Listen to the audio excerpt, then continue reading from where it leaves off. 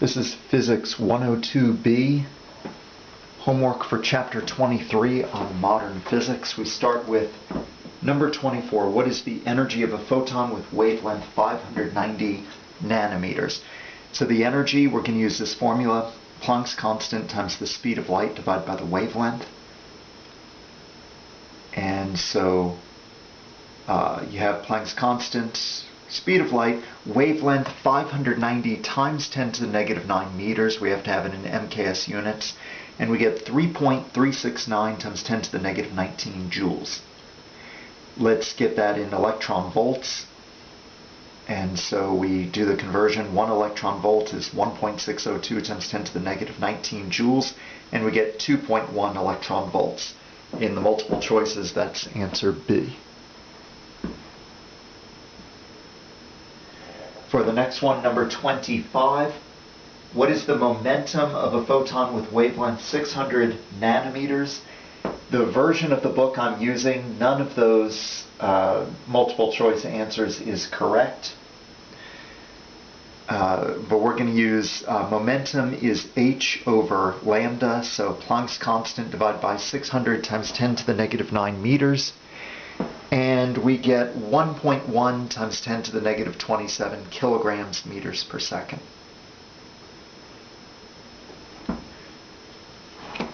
Number 27 says, if they're all traveling at the same speed, which particle has the shortest de Broglie wavelength? We're comparing between proton, neutron, electron, and alpha particle. The de Broglie wavelength is h over momentum, which is h over mass times velocity. Now, if the speeds are all the same, then the only thing different is mass, and as I've written here, the particle with the greatest mass will have the shortest wavelength. So we compare their masses. A proton and a neutron are roughly the same. They're about 1 atomic mass unit. An electron is much smaller than a proton or neutron. It's about 1 over 1840 of that. An alpha particle consists of 2 protons and 2 neutrons, so it's a mass of 4 atomic mass units. So having the greatest mass of those 4, it'll have the shortest wavelength.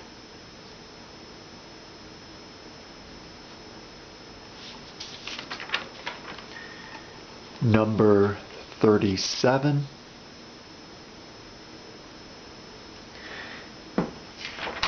Says tungsten light bulb filament at 3000 Kelvin.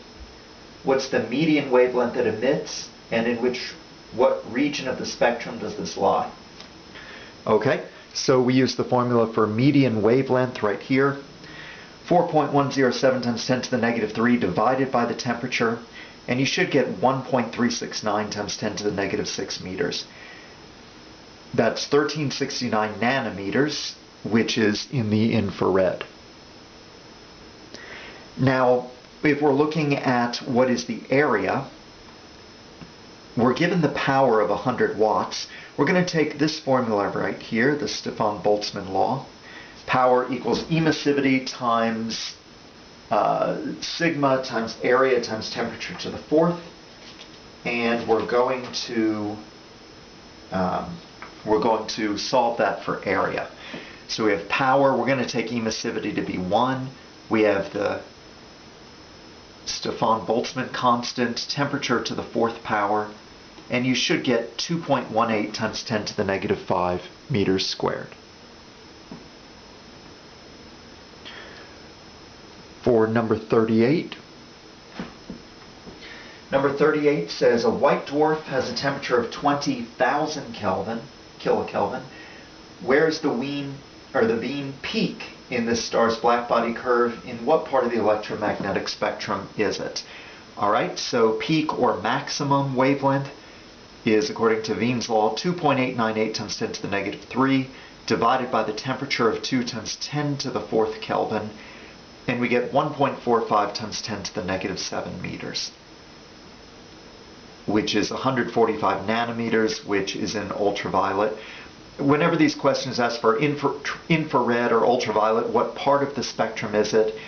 You should go back to chapter 20. There was a table in the middle of the chapter and a table at the end of the chapter. Again, chapter 20, to show where those ranges are.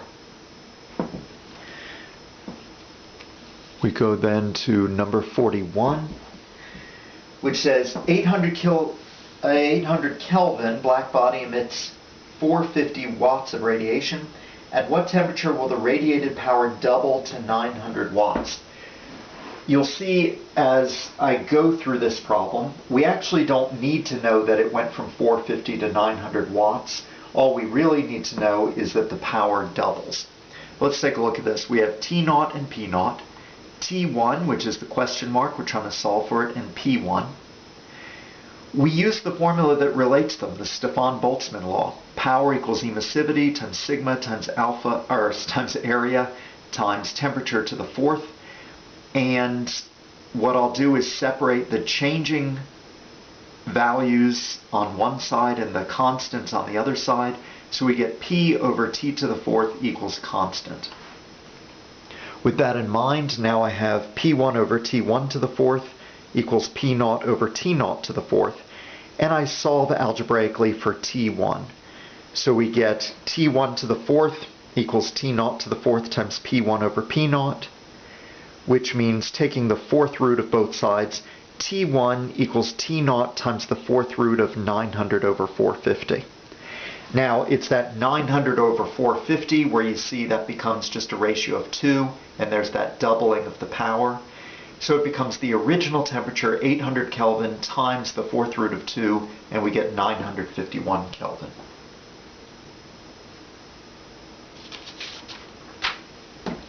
Number 53.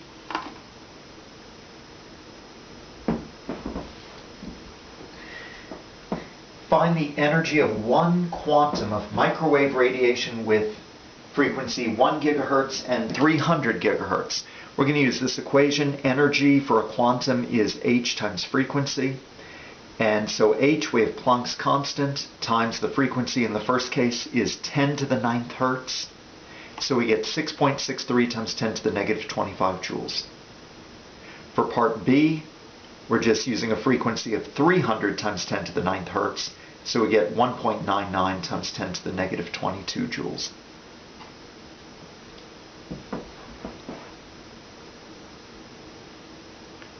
For 56, find the wavelength of a 4.1 electron volt photon. Where in the spectrum is it? Repeat this for photons of those other energies. Okay, so if energy is, in the previous problem we used energy as h times frequency. Now it's more convenient to use energy as Planck's constant times speed of light over lambda. Solving that algebraically, we get lambda is hc over E. We need energy to be in joules. So let's take the energy of 4.1 electron volts, convert that, 1.602 times 10 to the negative 19 joules over 1 electron volt, because those are equal, and we get an energy of 6.568 times 10 to the negative 19 joules. In parts B and C, I'm not going to go through on the video this conversion again, but that's how you do the conversion. And now, in part A, we have H times C divided by the energy in joules, and we get 3.0 times 10 to the negative 7 meters. That's 300 nanometers. You can look that up back in chapter 20 in the various tables and charts, and we get that it's ultraviolet. Part B, with 2.3 electron volts, when you do the conversion, you should get 3.685 times 10 to the negative 19 joules. When you plug that in for lambda, the final answer is 5.4 times 10 to the negative 7 meters, which is 540 nanometers, which is visible light. Finally, for part C, we have a shorter wavelength. From parts A, B, and C, the wavelengths keep getting progressively shorter, which means we're going to higher energies. But this 0.69 electron volts, you should get it as 1.105 times 10 to the negative 19 joules, which is 1.8 times 10 to the negative 6 meters, 1800 nanometers, which is infrared. And I just realized I misspoke. I said going from A to C, we're going to, I think I said shorter wavelengths. What I meant was we're getting to lower energies, which means we're getting longer wavelengths. Okay, so the longer wavelengths from UV to visible and then infrared.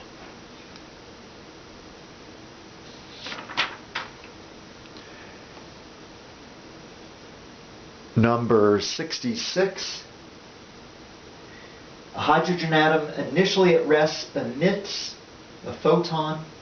Find the photon's energy and momentum, the momentum of the atom after it emits the photon, and the kinetic energy of the recoiling atom. Compare with the photon's energy. All right, the energy of the photon is hc over lambda. We plug those in, lambda being 434 times 10 to the negative 9 meters, and you should get 4.58 times 10 to the negative 19 joules. Momentum is E over c. So we got that energy divided by the speed of light, and we get 1.53 times 10 to the negative 27 kilograms meters per second. Now, if that's the momentum of the photon, then that's going to be the momentum also of the recoiling atom. There's my picture. We see here's the atom. It emits the photon to the right. The atom's going to recoil to the left. By conservation of momentum, it's going to be the same. So also for the atom, 1.53 times 10 to the negative 27 kilograms meters per second. Now the kinetic energy of the atom,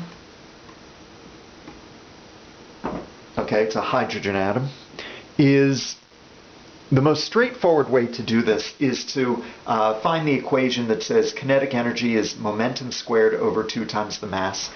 Although not as straightforward, but you could do what I wrote down here in red in the bottom. Recognize that kinetic energy is 1/2 mv squared. You'll need to solve for v by using that velocity is momentum over mass. So you could do that, solve for v and plug it in there. But the more straightforward is just p squared over 2m. So we have the momentum from part B squared, divide by 2 the mass of the hydrogen atom. We'll take that as mass of a proton, basically 1.67 times 10 to the negative 27 kilograms. And so its kinetic energy is 7 times 10 to the negative 28 joules. We compare that with the energy of, slide this down a bit. We compare that with the energy from part A of the photon, and it's significantly smaller. In fact, it's about 1 billion times smaller than the photon's energy.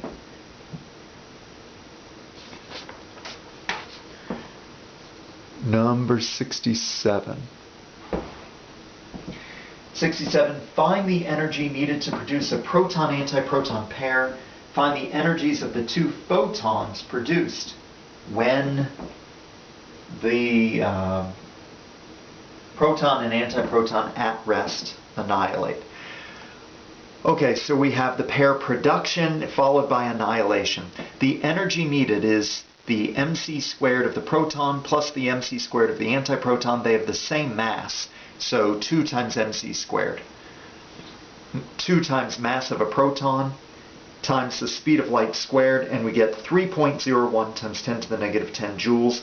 Convert that to electron volts, and we get 1.87 times 10 to the 9th. So I'll say 1.87 giga electron volts. Then they meet and they annihilate.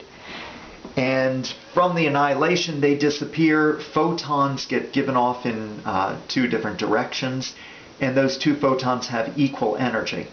So they're going to share that energy that went into creating them. So we're going to divide the answer from part A of 1.87 giga electron volts. Actually, I've done it in joules here. 3.01 times 10 to the negative 10 joules. We're going to divide it by 2, and we get 1.5 times 10 to the negative 10 joules for each of those 2 photons.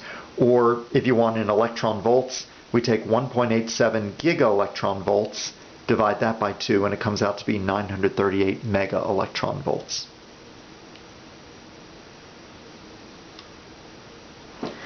Number 69. Find the speed of an electron with a de Broglie wavelength 1 nanometer and the de Broglie wavelength of a proton with that speed. Okay? We have lambda is Planck's constant over momentum, which is h over mv.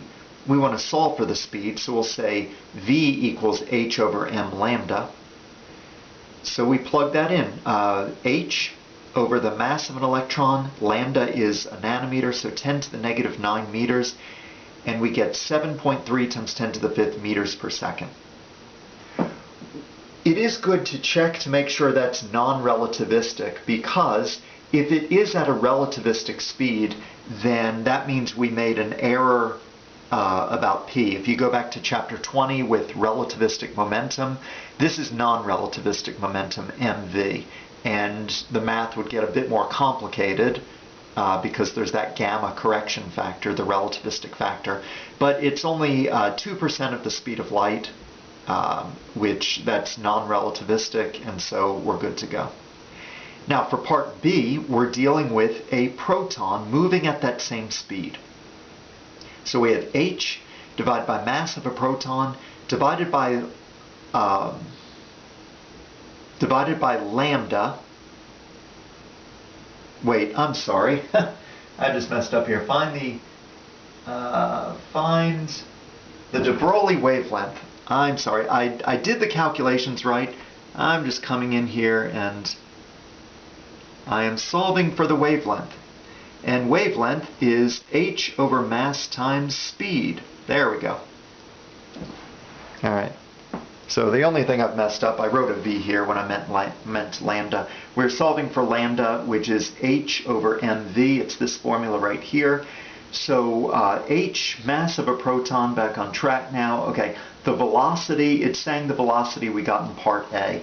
I'm not rounding it as much as I did for the answer to two significant figures, so I wrote 7.273 times 10 to the 5th meters per second, and we get 5.4 times 10 to the negative 13 meters, which is 546 femtometers.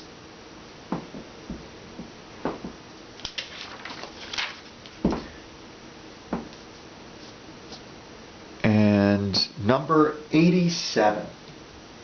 87 says the most energetic cosmic rays ever detected are photons with energies approaching 10 joules. Find the wavelength of such a photon. Well, if energy is hc over lambda, then lambda is hc over energy. So h, Planck's constant, times the speed of light c, divided by 10 joules, and we get 2 times 10 to the negative 26 meters. That's a very small wavelength. We can compare it with an atomic nucleus is about 10 to the negative 15 meters.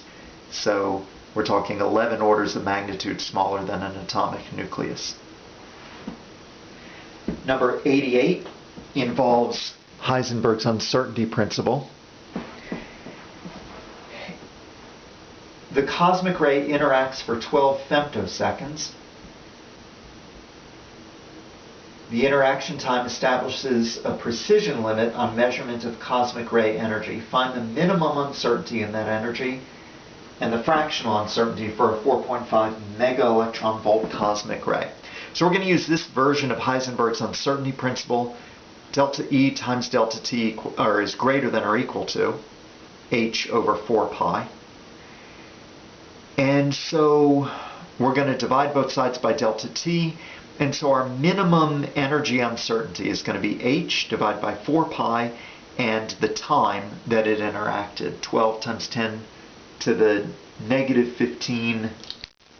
I wrote that in... Well, I was going fast here. That was joules seconds.